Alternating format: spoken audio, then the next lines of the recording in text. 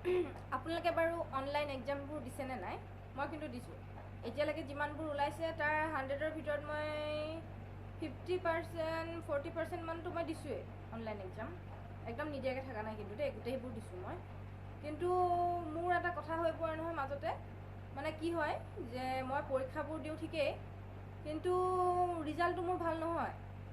মই আহি পেলাই ঘৰত কওঁ কিন্তু যে মোৰ পৰীক্ষাটো ভাল হৈছে, যে মই পাছ কৰিমেই, কিন্তু ঘৰৰ মানুহবিলাকেও ভাবে অঁ পাছ কৰিবই, ছোৱালীজনী ইমান ভালকৈ পঢ়িছে পাছ কৰিবই। কিন্তু মই ভালকৈ দিওঁ পৰীক্ষাটো, অকণো বেয়াকৈ নিদিওঁ। কিন্তু মই একদম কাৰো লগত কথাও নাপাতোঁ, পিছফালে কোনোবা মাতি থাকিলেও মই একদম মাত নিদিওঁ, ভালকৈ পৰীক্ষাটো দিওঁ। কি বা হয় মই নাজানো নহয়, ৰিজাল্টটো দেখোন মোৰ বেয়া হয়। পিছত মোৰ দেউতাই সোধে, ঘৰত মানুহে মা আৰু দেউতাই সোধে মোক যে তই লিখিলি নে নাই? মই লিখাত লিখিছোঁ, মই 2-3টামান এৰি থৈ আহিছোঁ। কি এৰিলি তেতিয়াহ'লে? তই দেখোন চব লিখিছোঁ বুলি কৈছ, তই কি এৰিলি এনেকৈ বুলি সুধিছে।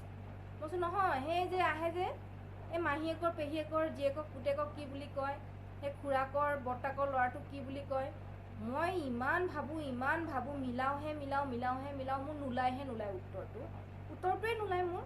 কিমান ভাবি থাকিম আৰু মই সেইবোৰ কথা। সেইকাৰণে মই সেইটো এৰি দিওঁ আৰু। তাৰপিছত আকৌ কয় নহয় যে এজন মানুহে খোজকাঢ়ি 2 কিলোমিটাৰ গ'ল, আকৌ সেই মানুহজন পিছফালে ঘূৰি আহি আৰু 1 কিলোমিটাৰ গ'ল, আকৌ দক্ষিণফালে ঘূৰি মানুহজন কিমান কিলোমিটাৰ গ'ল।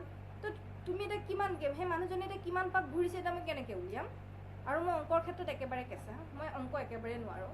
সেইকাৰণে মই সেই 2-3টা প্ৰশ্ন এৰি থৈ আহোঁ। দেউতাই কৈছে কথাটো সেইটোহে, তেতিয়াহ'লে তই যদি এৰি থৈ আহিছ তই পাছ কৰিবি কেনেকৈ?